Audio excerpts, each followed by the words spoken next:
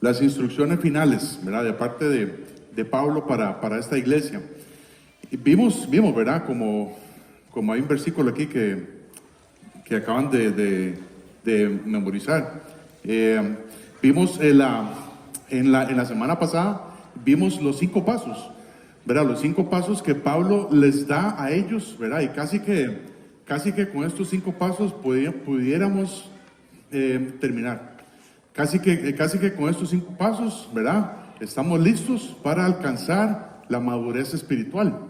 El primer paso, ¿verdad? Era velar, ¿verdad? Dice Pablo, ustedes tienen que velar, ¿verdad? Estar atentos, estar alertas.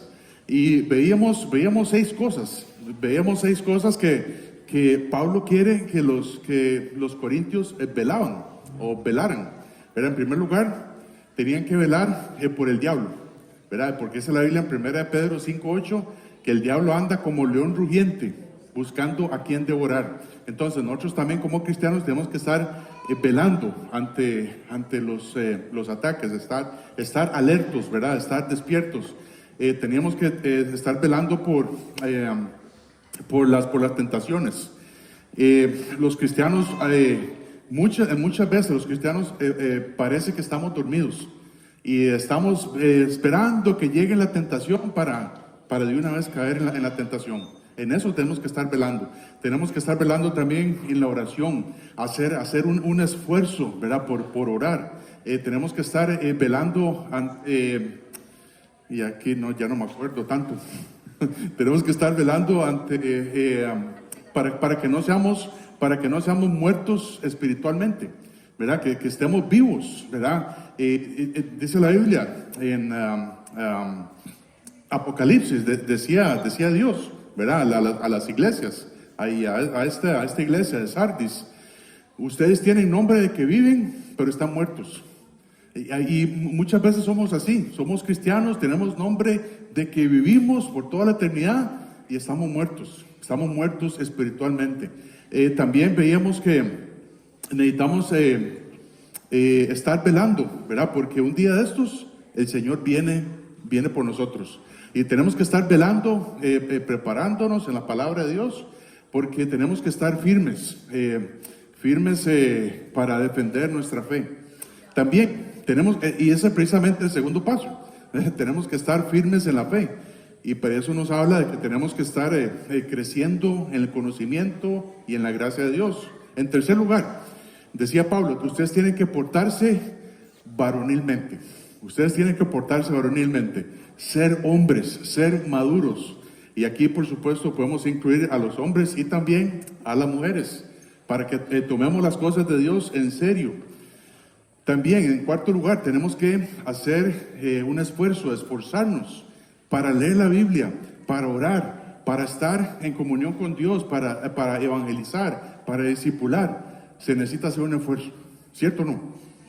Se necesita hacer un esfuerzo porque mi carne no quiere hacer eso. Mi carne no quiere leer la Biblia. Mi carne no quiere levantarse más temprano para pasar un tiempo con Dios. Y tenemos que hacer un esfuerzo. Y por último, dice Pablo, todas las cosas sean hechas con amor. Todas vuestras cosas, decía, sean hechas con amor. Porque si empezamos a hacer las cosas con amor, sin amor, es muy fácil caer en competencias, es muy fácil caer en desacuerdos, en pleitos, en chismes y todo esto. Y estaríamos haciendo más grande esa bola de nieve. Y por último, teníamos que estar preguntándonos, lo que yo voy a hacer, ¿verdad? Ya sea que usted sea un líder, sea un siervo aquí en esta iglesia, y usted dice, lo que yo voy a hacer, ¿eso demuestra el amor de Dios o demuestra el amor que yo tengo hacia mí mismo? Y yo pienso que la mayoría hacemos las cosas para mí mismo y no pensamos en los demás. Ahora llegamos al final de esta carta, en donde vemos las últimas instrucciones de Pablo hacia estos hermanos. Y tienen que ver con 3 cosas que Pablo quiere que los corintios recuerden. Dice así, vamos a leer 1 Corintios 16, comenzando desde el versículo 15, dice: hermanos, ya sabéis que la familia de Estéfanas es las primicias de Acaya, y que ellos se han dedicado al servicio a los santos. Os ruego que os sujetéis a personas como ellos y a todos los que ayudan y trabajan. Me regocijo con la venida de Estéfanas, de Fortunato y de Acaico, pues ellos han suplido vuestra ausencia, porque confortaron mi espíritu y el vuestro. Reconoced pues a tales personas. Dice así, versículo 19: las iglesias de Asia os saludan, Aquila y Priscila, con la iglesia que está en su casa. Os saludan mucho en el Señor. Os saludan todos los hermanos. Saludaos los unos a los otros con ósculo santo. Yo, Pablo, os escribo esta salutación de mi propia mano. El que no amare al Señor Jesucristo sea anatema. El Señor viene. La gracia del Señor Jesucristo esté con vosotros. Mi amor en Cristo Jesús esté con todos vosotros. Amén. Yo quiero orar para darle para que el Señor nos hable esta mañana y que nosotros podamos estar concentrados en este mensaje. Señor Jesús, gracias Padre Santo porque estamos aquí reunidos en este lugar. Señor, y gracias porque nos has traído aquí. Señor, tú eres el que has puesto esto en nuestros corazones. Y Señor, ayúdanos para que lo que vayamos a ver en tu palabra, Señor, quede en nuestros corazones, Señor, impregnado, y que podamos cerrar esta carta, Señor, siendo humildes, reconociendo que todas las cosas, Señor, que tú quieres que nosotros cambiemos y que aprendamos, Señor, de estos hermanos en Corinto que tenían muchas cosas que resolver, pero, Señor, con tu gracia, con tu amor, todo es posible. Así que yo te quiero pedir que tu Espíritu Santo, tu palabra, Señor, nos hable a nuestros corazones y que podamos salir de aquí diferentes a como entramos, Señor. Que podamos salir de aquí con un corazón quebrantado, con un corazón agradecido por todo lo que tú has hecho con nosotros. Y si hay alguien, Señor, si hay alguien que esta mañana dice: si yo muero hoy, yo no sé dónde iría mi alma. Padre Santo, que también tu palabra, tu Espíritu Santo, lo ayude o la ayude para que hoy pueda ser el día de su salvación. En tu nombre oramos, en Cristo Jesús. Amén. Muy bien, entonces, llegamos aquí a estos tres recordatorios que Pablo quiere que estos hermanos recuerden, ¿verdad? Valga ahí la cosa esta.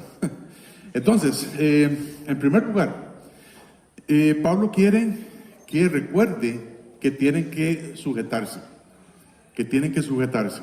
Dice así otra vez, versículo 15, dice: hermanos, ya sabéis que la familia de Estéfanas es las primicias de Acaya, y que ellos se han dedicado al servicio de los santos. Os ruego que os sujetéis a personas como ellas y a todos los que ayudan y trabajan. Aquí, antes de meternos en los detalles, yo quiero que prestemos atención a estas dos palabritas que se mencionan acá. El versículo 16 dice: os ruego. Esta es una exhortación. Cuando vemos esto de parte de Pablo, esta es una exhortación. Y así como termina la carta, Pablo empieza la carta de 1 Corintios señalando lo mismo. Yo les ruego que pongan atención, les ruego que ustedes cambien, ¿verdad? Dice, por ejemplo, recordemos el problema principal.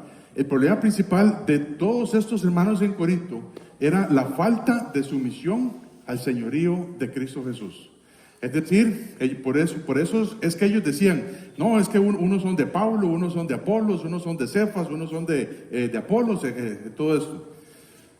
Porque no había una guía, no había una autoridad final en sus vidas. La autoridad final, por supuesto, para nosotros es la palabra de Dios, ¿verdad? Pero viene de Dios. Y Dios dice: ustedes tienen que sujetarse, tienen que someterse a los líderes, a los pastores que yo he puesto. Y de esta manera Pablo termina la carta, de la misma manera en que él la comienza. Es fácil estar sujeto, es fácil estar sometido, ¿verdad?, a un líder o a un pastor que anda conforme a la palabra de Dios. Es fácil estar sujeto, ¿verdad?, a un pastor que tiene la misma misión de evangelizar y hacer discípulos. Esto todo lo comprendemos. El Señor estableció a los líderes, a los pastores, para guiarnos, a los maestros, para guiarnos. No es que sean las personas más importantes. Y no es que diga, no, este es el ungido del Señor y por lo tanto no me tiene que tocar. No es eso, jamás. Por la pura gracia de Dios, Dios escoge a estas personas que nos han influenciado en nuestras vidas, ¿verdad? Y es por un propósito. Dice Efesios 4:11. Esto lo dice Cristo, ¿verdad? Que Él mismo ha constituido a pastores, maestros, etcétera, dice el versículo 11, para perfeccionar a los santos. A los santos somos todos, porque ahora nosotros somos santos en Cristo. Entonces, para perfeccionar a los santos para la obra del ministerio, para la edificación del cuerpo de Cristo. Cada uno de nosotros somos santos, somos santos en el Señor. No somos santos por lo que nosotros hacemos o por lo que hicimos, porque más bien sería al revés. Somos santos por lo que Cristo ha hecho en nuestras vidas, que Él nos ha lavado de nuestros pecados. Pero a las personas que Dios pone delante de nosotros, a las personas, a los maestros, los pastores, los líderes, los pone por ese propósito, para perfeccionarnos en la obra, para la obra del ministerio, para la edificación del cuerpo de Cristo, para decirnos, no, mamita o papito, por aquí no, es por aquí. Eso es todo, para que juntos edifiquemos el cuerpo de Cristo. La persona que no se somete al líder, que no se somete al pastor, que no se somete al maestro, no ha comprendido lo que es un líder, y por alguna razón se siente amenazado o amenazada, ¿verdad? Y ahí es cuando entonces empiezan a dar las críticas, empiezan a ponerse en muchos desacuerdos, y esta persona simplemente no entiende la posición que Dios le ha dado a cierta persona, al pastor, al líder, al maestro. Y recordemos que Pablo dice, y Pablo pasó como unos del 1 Corintios 12 a 1 Corintios 14, Pablo dice acerca de los dones espirituales. Y Dios ha puesto a cada uno de nosotros en el cuerpo, ¿verdad? Dios ha puesto a cada uno de nosotros en el cuerpo como Él quiso. Y por lo tanto, el ojo no va a oír como el oído. El ojo no va a oír como el oído. Nunca, ¿verdad? Nunca el oído va a ver como los ojos. Dios ha puesto, dice, a cada uno de nosotros en el cuerpo como Él quiso. Y cada uno de nosotros tiene una posición en el Señor. Ahora, un pastor, un líder, un maestro, no tiene que llegar a ser un dictador, ¿verdad? No tiene que llegar a tener un látigo y si usted no quiere hacer caso, tome, le doy aquí. Eso no es un pastor. Es un líder simplemente para decir, vamos por aquí. Esta es la misión que Dios quiere para la iglesia. ¿Cuál es la misión? Evangelizar y discipular. Vamos por aquí, no se adelante. ¿Alguien ha visto la película de El Gladiador? El Gladiador, ¿verdad que sí? ¿Verdad? Bueno, muy bien. Si no la ha visto, la dejo de tarea. Cuando este general Máximo, ¿verdad?, está ahí en la primera batalla que se desarrolla, ¿verdad? Él dice, bueno, ahí uno entiende más o menos ya el plan de él ¿verdad? Era venir para atacarlos por la retaguardia, ¿verdad? Pero el plan de él es que todos llegaran al mismo momento juntos para pelear. Y él decía, ¿verdad? Estén conmigo, ¿verdad? Y todo esto. Esto es lo que hace el pastor. Esto es lo que hace el maestro. Estén conmigo en la visión, en la misión de evangelizar y discipular. Por aquí vamos. Y eso es todo. Eso es lo que hace un pastor, hermanos. No es imponer reglas, no es decir, es simplemente, bueno, a partir de ahora, nadie puede venir con gorra. Que es, por cierto, esta era una regla, ¿verdad? Cuando yo me crié. Nadie podía entrar a la iglesia con gorra. O Dios guarda en chancletas o en chores. No. Pero son reglas que el hombre ha puesto. Y no sirven para nada.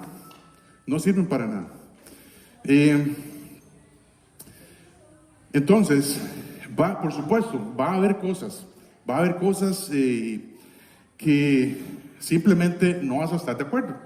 Está bien, ¿verdad? Está bien. ¿Por qué? Porque todos tenemos una opinión, ¿verdad? Usted dice, es que no me gusta que pinten la iglesia verde. Yo quiero morado. Si piensas de morado, por supuesto, vas a pegar contra pared, ¿verdad? Es mejor de rojo y negro. ¿Quién está vestido? Ok, está bien. Bueno. Ahí vamos. Pero por supuesto, todos tenemos una opinión y uno dice, yo puedo hacer las cosas mejores que las que están haciendo. Está bien, puede ser que sí, puede ser que usted tenga una mejor idea, pero con el tiempo y con el momento y con la gracia de Dios y con oración, usted va a llegar al momento y decir, hermano pastor o alguien que esté a cargo de eso, viera que yo tengo una idea, yo quiero hacer esto de esta manera. Y eso es en su tiempo. Eso en su tiempo, Dios te va a dar la gracia, Dios te va a abrir las puertas para que así sea. Y Dios va a ser glorificado. Pero cuando se dan estos, verá, no, es que yo no estoy de acuerdo con eso. Viera usted lo que están haciendo ahí yo creo que Dios no va a ser glorificado. Y te estás adelantando. Puede ser que te estés adelantando a esa misión. Y vas a llegar solo. Vas a llegar solo ahí para pelear con los enemigos. Y hermanos, hasta en esto Dios nos protege a todos. Dios nos protege a todos. Simplemente que tenemos que confiar en Él. Y Pablo pone de ejemplo a la familia de Estefanas. ¿Quién de aquí se llama Estefanas? Bueno, por cierto, este nombre es de hombre, ¿verdad? Es un nombre de hombre, Estefanas. Y quiere decir portador de coronas o coronado. Y Pablo incluye no solamente a Estefanas, Pablo incluye a toda su familia. Dice, vean, hermanos de Corinto, yo los quiero mucho, ¿verdad? Eso es lo que le va a decir luego al final, pero vean la familia de Estefanas. Ellos son el primer fruto de Acaya. Acaya es la ciudad, ¿verdad? Esta ciudad de Corinto estaba ubicado en una región que se llamaba Acaya. Entonces, esta familia de Estefanas tenía un buen testimonio para todos. Y Pablo los pone de ejemplo. Dice, vea cómo ellos se han dedicado a la obra, para el servicio de los santos. También dice que era también los primeros frutos de Acaya. Podemos decir que esta familia se había convertido de primero ahí en ese lugar. Y si ustedes recuerdan, la ciudad de Corinto era una ciudad entregada al paganismo, entregada al pecado. Y ellos tenían buen testimonio. Y dice Pablo en 1 Corintios 1:16, dice, también bauticé a la familia de Estefanas. De los demás, no sé si he bautizado algún otro, ¿verdad? Porque ellos estaban haciendo hasta pleitos, decir, no, es que a mí me bautizó Pablo, a mí me bautizó Apolos. ¿Qué importa? Pero lo que Pablo rescata aquí en este caso es que yo bauticé a la familia de Estefanas. Y es una familia que tiene buen testimonio, es una familia que se ha dedicado al Señor. Ustedes tienen que someterse a personas como ellos. les dice Pablo ahí a estos hermanos en Corinto. Luego vemos a dos personas más. Ya vimos a Estefanas, ahora vemos a Fortunato y a Caico. Fortunato quiere decir afortunado, pero ese sí está fácil. Fortunato quiere decir afortunado. Y Acaico es decir que era de Acaya. Es como decir pillijeño y pillijeña, ¿verdad? Sería, no sé, si alguien le pone el nombre a alguien, un niño ahí eso sería un buen nombre. Sería el primer nombre, ¿verdad? Pillijeño. Pillijeño Ordóñez, ¿no? Jiménez es. Muy bien, entonces, pero todos ellos, Estefanas, Fortunato y Acaico, tenían tres cualidades. Las dos primeras, ¿verdad? Las dos primeras son muy fáciles. Es que ayudan y trabajan. Estos hermanos, Estefanas, Fortunato y Acaico, ayudan y trabajan. Cuando Pablo menciona a personas en sus salutaciones, ¿verdad? Ya sea al principio o al final de la carta, él lo hace con mucho cuidado. Y esta persona, les aseguro que tenía un buen testimonio delante de Pablo, delante de todos. Y eran, por supuesto, trabajadores de él, colaboradores, ¿verdad? En el Señor.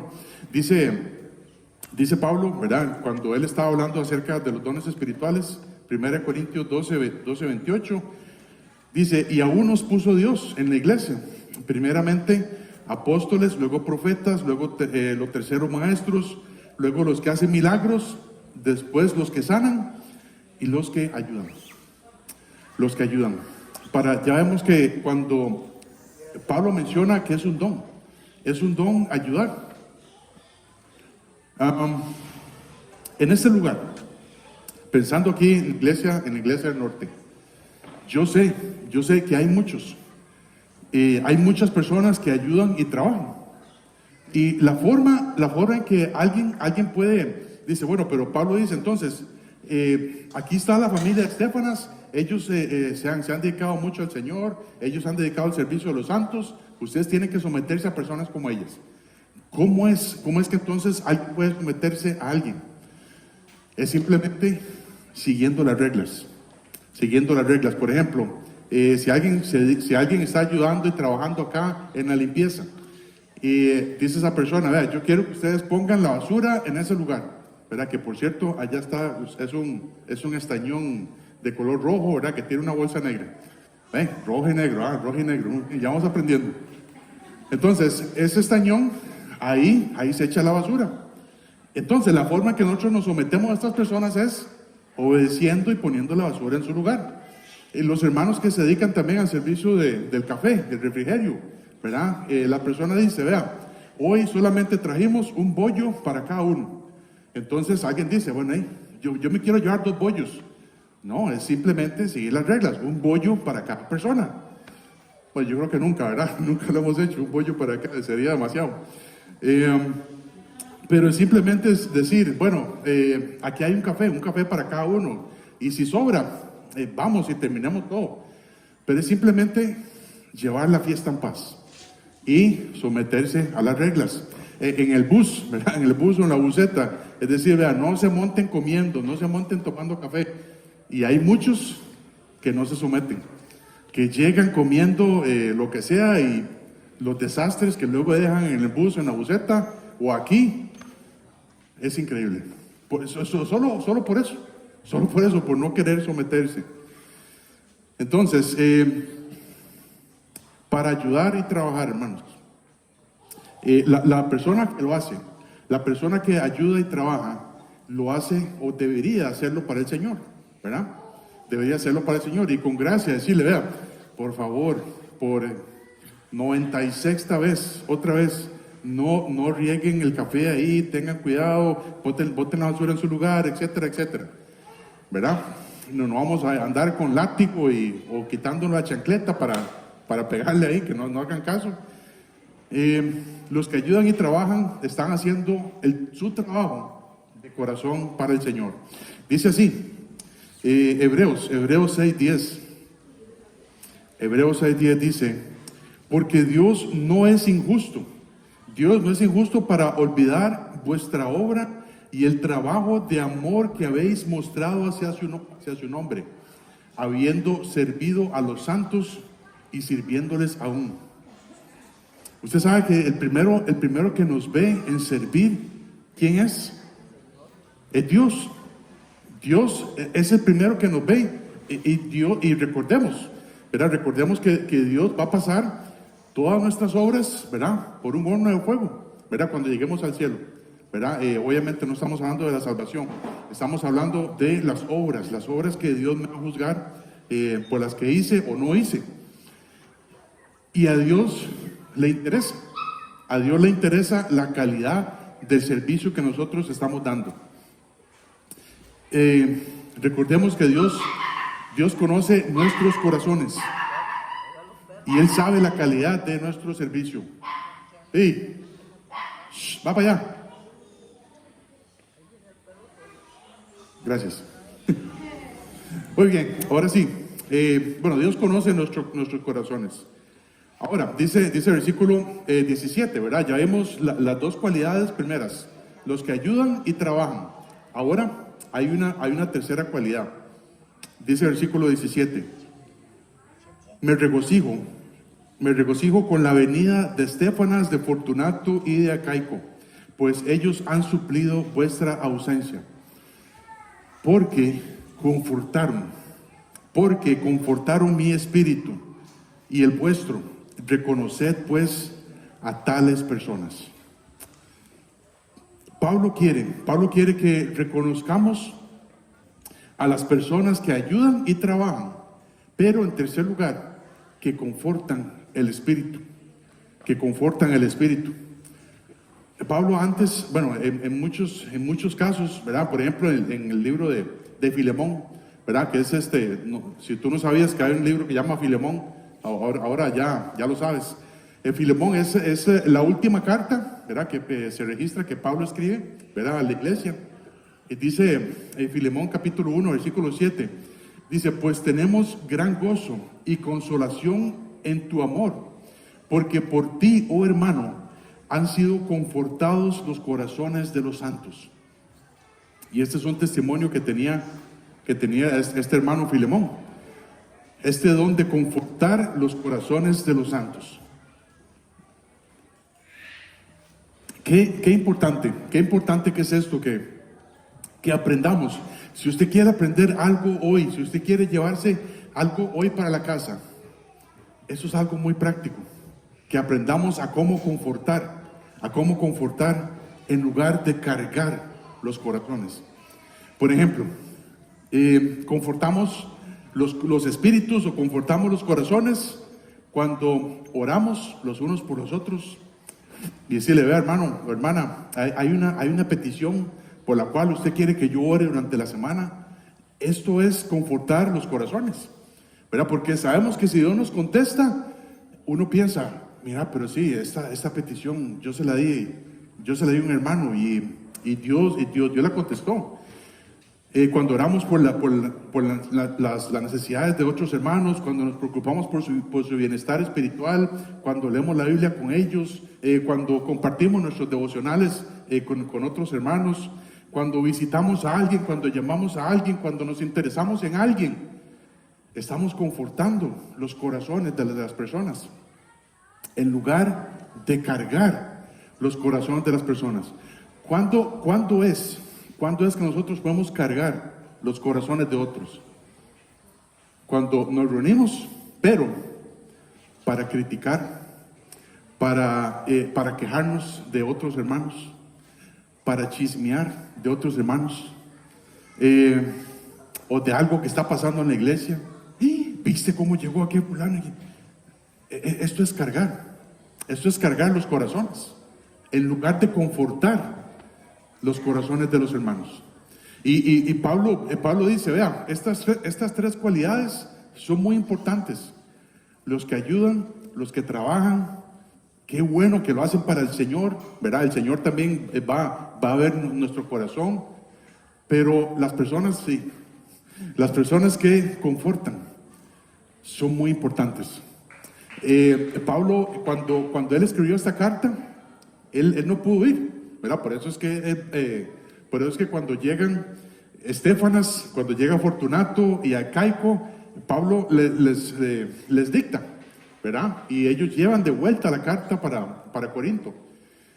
Y Pablo dice, estas 3 personas son de ejemplo. Ayudan, trabajan, confortan los espíritus. Hermanos, y solamente pensando en esto, yo creo que hasta aquí podíamos llegar.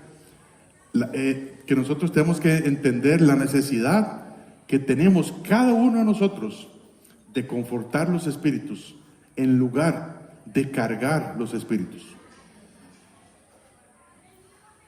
Dice segunda de Corintios 7, del 6 al 7, dice: pero Dios, que consuela a los humildes, nos consoló con la venida de Tito, y no solo con su venida, sino también con la consolación con que él había sido consolado en cuanto a vosotros, habiéndonos saber vuestro gran afecto, vuestro llanto, vuestra solicitud por mí, de manera que me regocijé aún más. Vemos que Tito, ¿verdad? En 2 Corintios, Tito había sido consolado por estos hermanos, por los corintios. Y Pablo se regocijaba de eso. Necesitamos ser consolados por otros hermanos más de lo que nosotros pensamos. Nadie en este lugar puede decir, o si lo ha dicho, estamos en un error. Nadie en este lugar puede llegar a decir, yo no necesito a nadie ni a nada, yo puedo salir solo. No, está equivocado. Nos necesitamos los unos de los otros. Y usted puede decirle a la persona que está ahí en la par, vuelva a ver a la persona que está ahí en la par y dígale, te necesito. Te necesito. Muy bien, muy bien. Entonces, hermanos, nos necesitamos a los unos a los otros. Y necesitamos confortar los corazones en lugar de cargar. Esto era, ¿verdad? Recuerden sujetarse, ¿verdad? Recuerden sujetarse a estos hermanos que ayudan, que trabajan y que confortan los corazones. Ahora, en segundo lugar, Pablo quiere que recuerden, que recordemos a otros hermanos. Dice así, versículo 19 al 20. 1 Corintios 16, 19 al 20, dice: las iglesias de Asia os saludan. Aquila y Priscila, con la iglesia que está en su casa, os saludan mucho en el Señor. Os saludan todos los hermanos. Saludaos los unos a los otros con ósculo santo.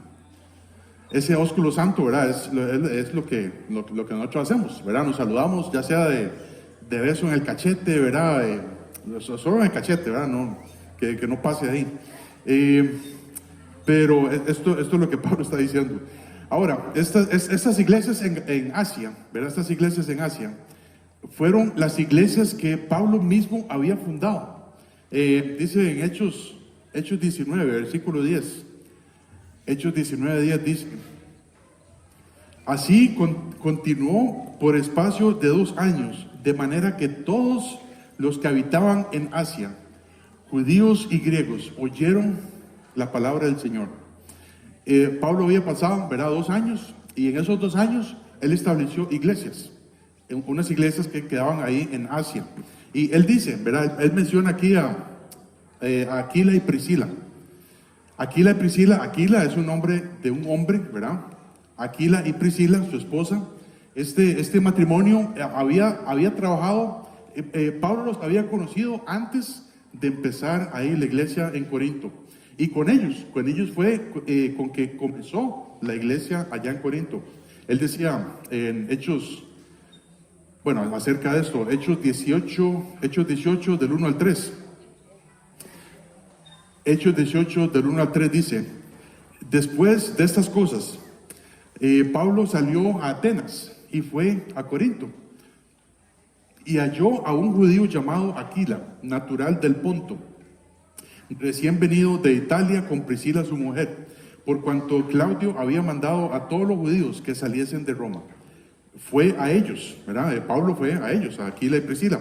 Y como era del mismo oficio, se quedó con ellos y trabajaban juntos, pues el oficio de ellos era hacer tiendas.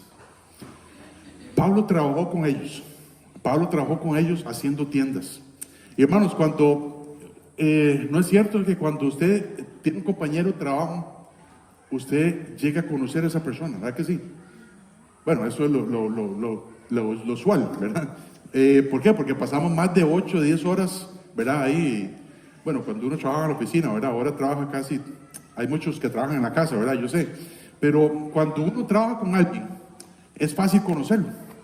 Es fácil conocerlo porque ya sabe lo que piensa, ya sabe lo que va a pasar en un momento de presión, ¿verdad? Y lo que sea. Y el oficio de ellos era hacer tiendas, ¿verdad? Hacer tiendas de campaña. Antes la gente vivía en tiendas de campaña. Y seguramente, ¿verdad? Seguramente Pablo dice, no, ustedes tienen que cortar aquí. Y aquí le dice, no, Pablo, es por aquí. No, ya. Entonces ya echan a perder ese pedazo de tela. Pues yo imagino que eso pudo haber pasado. Pero cuando uno trabaja con alguien y trabaja juntos, usted llega a conocer a esa persona. Y Pablo escogió a estas dos personas, a ese matrimonio, para comenzar la iglesia en Corinto. Y esto nos habla mucho. Esto nos habla mucho. Ellos ya habían sido probados y ya Pablo sabía lo que ellos pensaban y claro que sí, Pablo, vamos a ser discípulos, vamos a evangelizar. Dice Romanos 16, del 3 al 4. Romanos 16, del 3 al 4 dice, saludad a Priscila y Aquila, mis colaboradores en Cristo Jesús, que expusieron su vida por mí. Hasta ese punto los había conocido Pablo. Dice que expusieron su vida por mí, los cuales no solo yo doy gracias, sino también todas las iglesias de los gentiles. Cuando, ¿verdad? Ellos no solamente hicieron un negocio juntos, ¿verdad? Ellos expusieron su vida por Pablo.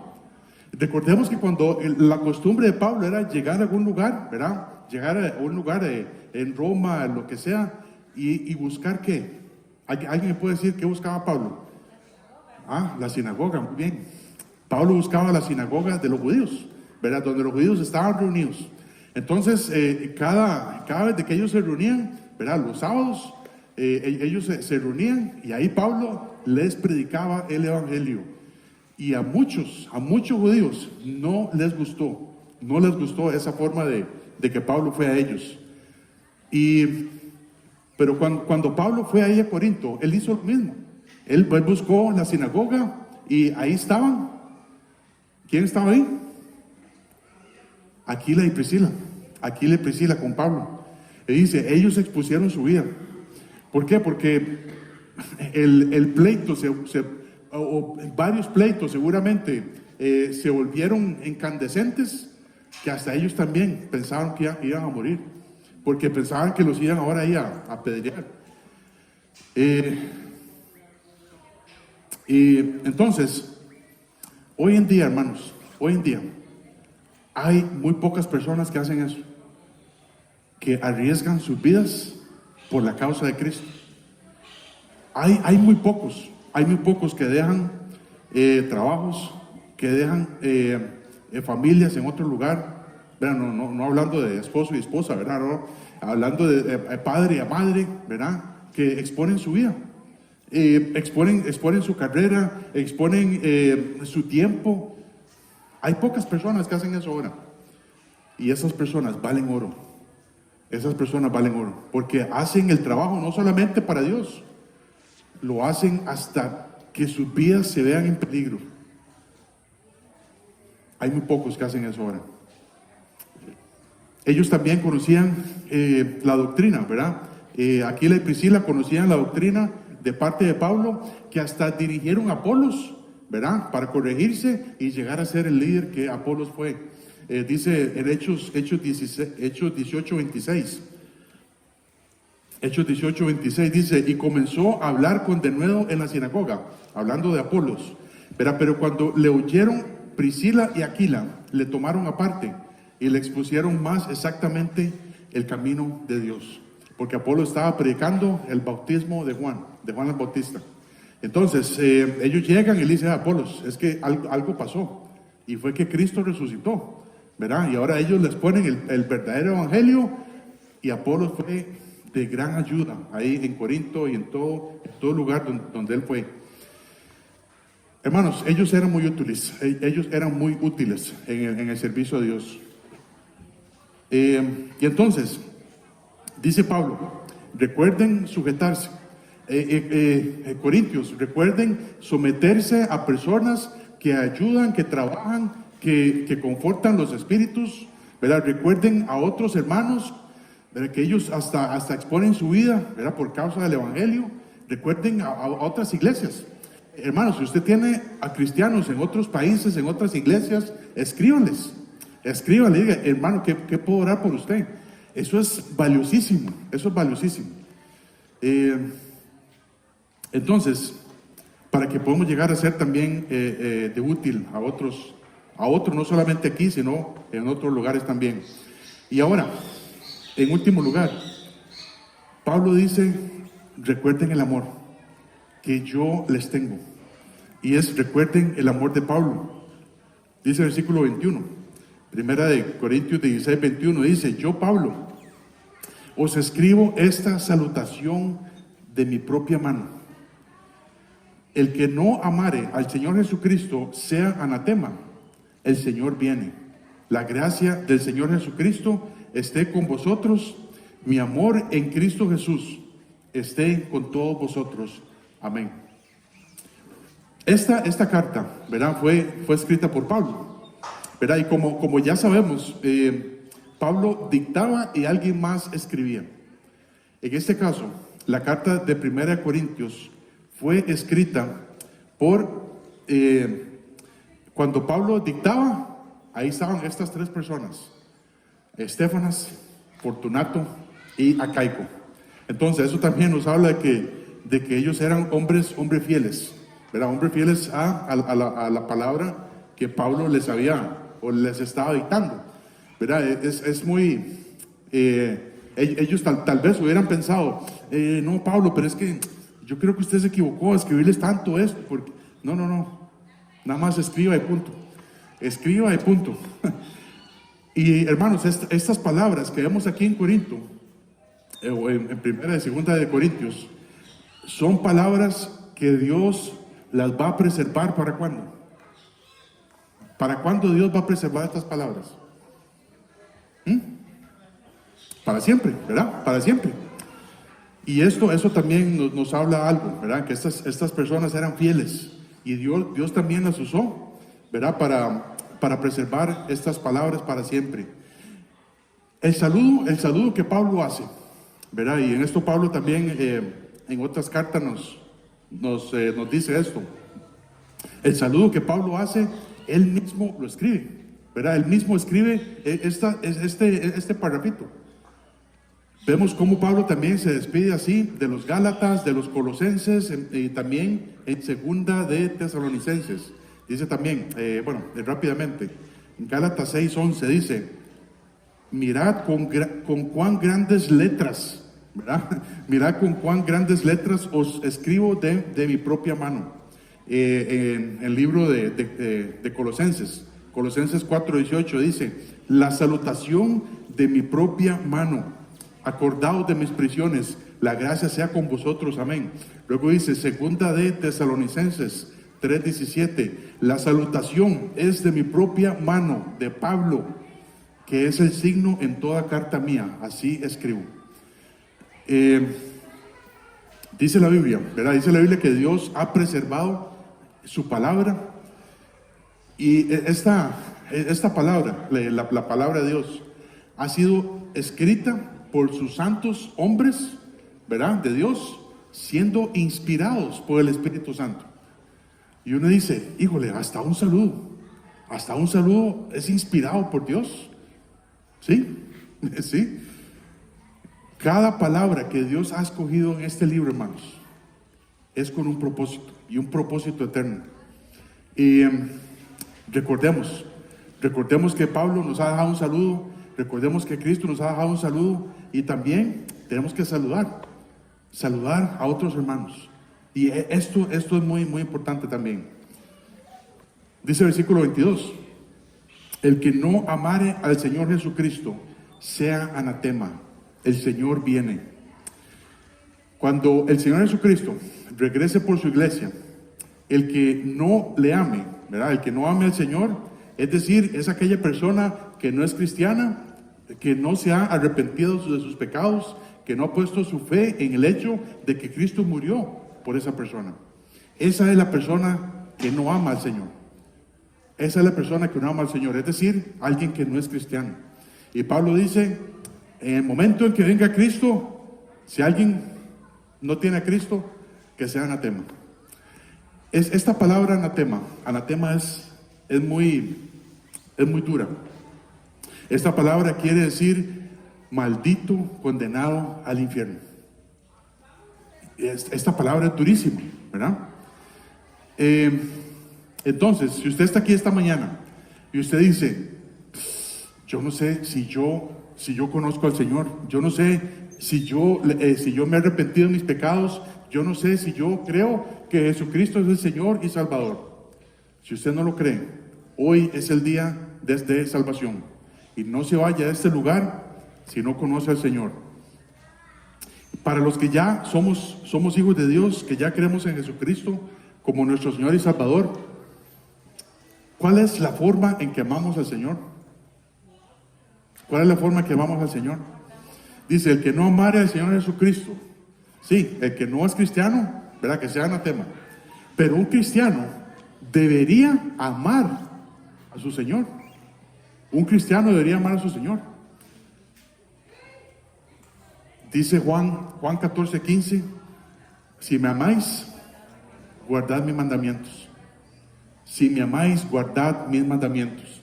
Guardad no quiere decir, antes, ¿verdad? Cuando yo estaba joven, ¿verdad? Alguien decía, no, es que guardad no es solamente ir a la iglesia con la Biblia aquí en el hombro, bueno, en la axila, ¿verdad? Hoy en día ya no es así, ¿verdad? Porque muchos tienen la Biblia ahí en el teléfono, ¿verdad? Pero eso no es guardar. Eso no es guardar la palabra de Dios, ni guardarla tampoco en el closet, ¿verdad? Para sacarla luego el próximo domingo. Eso tampoco. Ni tampoco es tenerla en la casa para leerla. Yo puedo leerla, pero si no guardo los mandamientos de Dios, si no los obedezco, ¿de qué me sirve? Cada vez de que abrimos la palabra de Dios, cada vez de que el Señor me dice, Carlos, usted tiene que hacer esto y esto, y yo no quiero obedecer, entonces no estoy amando al Señor, porque el Señor dice, si usted me ama, usted guarda mis mandamientos. Si usted me ama, usted me obedece. Dice el versículo 23, la gracia del Señor Jesucristo esté con vosotros. La gracia del Señor Jesucristo esté con vosotros. Y eso es todo lo que nosotros necesitamos. La gracia de nuestro Señor Jesucristo, que nos amó, dice la Biblia, en Romanos 5:12, nos amó siendo enemigos de Él. Nos amó siendo sus enemigos. Y así, de esa manera, así fue también que comenzó Pablo en la carta de 1 Corintios. Dice, 1 Corintios 1:3, gracia y paz de Dios nuestro Padre y del Señor Jesucristo. Nosotros, si somos cristianos, necesitamos aplicar esa gracia a nuestra vida todos los días. Porque yo sé, ¿verdad? Yo sé que todos estamos en esa lucha en contra del pecado, ¿verdad? Y se llama la santidad, ¿verdad? Estamos llegando a la medida de la estatura del varón perfecto que es Cristo. Y eso cuesta, porque es una lucha interna entre mi carne y yo, y que yo no quiero hacer esto, y entonces caigo en el pecado, me levanto y sigo adelante. Eso es una lucha. Pero para eso necesitamos la gracia de Dios. Porque cuando yo caigo en un pecado, yo necesito la gracia de Dios. La gracia, Señor, yo no merezco ser llamado hijo de Dios. Yo no merezco nada. Pero por la gracia de Dios soy lo que soy. Por la gracia de Dios, dice Pablo, soy lo que soy, y su gracia no ha sido en vano para conmigo. Amén.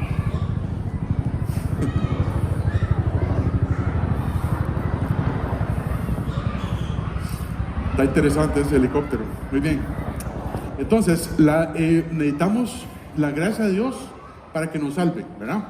Dice Efesios 2, 8 y 9, porque por gracia sois salvos por medio de la fe, y esto no es de vosotros, pues es don de Dios, no por obras para que nadie se gloríe. Pero necesitamos la gracia de Dios para nuestra vida todos los días. Dice 1 Juan 1, 9, si confesamos nuestros pecados a Dios, Él es fiel y justo para perdonar nuestros pecados. Y también, ¿para qué? Para limpiarnos de toda maldad. Y ahí es cuando nosotros necesitamos aplicar la gracia de Dios. Decirle, Señor, yo caí en pecado, sí.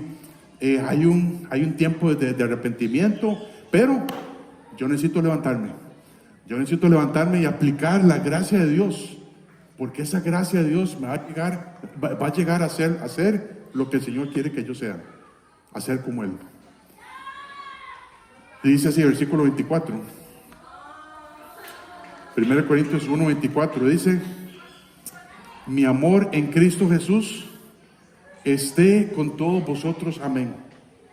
Mi amor en Cristo Jesús esté con todos vosotros, amén. Pablo amaba a esta iglesia. Él fundó esta iglesia. Él fundó esta iglesia. Y él amaba a sus miembros. Después de haber pasado como año y medio con ellos, ¿verdad? Puro principio, él les dice, vean, yo sé que ustedes saben que yo los amo, porque yo los engendré en el Evangelio. Es decir, así, primera de Corintios 4, del 14 al 15, dice, no escribo esto para avergonzaros, sino para amonestaros como hijos, como a mis hijos amados. Porque aunque tengáis 10,000 años en Cristo, años es maestros, pero aunque tengáis 10,000 años en Cristo, no tendréis muchos padres. ¿Verdad? Precisamente hablando del Día del Padre, no tendréis muchos padres, pues en Cristo Jesús yo os engendré por medio del Evangelio. Pablo consideraba a estos hermanos en Corinto como sus hijos espirituales. Y cuando usted tiene un hijo, usted sabe cómo es. ¿Verdad? Los que tenemos padres, los que somos padres, sabemos cómo es. Los que tienen mamás saben realmente cómo es tener un hijo. Un hijo cuesta. A los padres nos cuesta, ¿verdad? A veces nos cuesta mucho dinero, ¿verdad? Los hijos. Pero a las madres, sufrimiento, ¿verdad? Y dolor no. Pero a las madres, cuando una madre tiene que engendrar un hijo, le duele, ¿sí o no? Se ve que le duele, ¿verdad? Y Pablo los amaba a ellos como sus hijos espirituales. Dice, yo los engendré, Corintios. Y dice así, 2 Corintios 11, dice, ¿por qué no os amo? Dios lo sabe. ¿Por qué no os amo? Dios lo sabe. Cuando Pablo escribe esta carta, a esta primera carta que se registra en la Biblia, a través de estos 16 capítulos, vemos muchos problemas, ¿verdad que sí? Vemos muchos problemas, muchas actitudes que estos hermanos tenían que cambiar. Ellos eran muy problemáticos, ellos eran muy carnales y necesitaban ser guiados, pero Pablo les dice, yo los amo. Y sepan que lo que les estoy diciendo es con amor. La corrección no es bonita. Pero ¿alguien se acuerda cuando nuestra mamá o nuestro papá nos agarraba y ojalá que no, ¿verdad? Ojalá que no, ¿verdad? Si a alguno le fue muy feo. Pero la corrección no es bonita. Muchas veces nos va a doler, ¿verdad? Cuando nos corrigen, pero según la Biblia es necesario, ¿verdad? Dice, y el padre que no corrija a su hijo, ¿qué? No lo ama. Dice Apocalipsis 3:19, Apocalipsis 3:19 dice: yo reprendo y castigo a todos los que amo. Yo reprendo y castigo a todos los que amo, dice el Señor a nosotros. Sé pues celoso y arrepiéntete. Pablo escribe esta carta alrededor del año 56 después de Cristo, verán, en el primer siglo, para unos hermanos en Corinto para que se corrigieran de muchas cosas que ellos tenían que cambiar.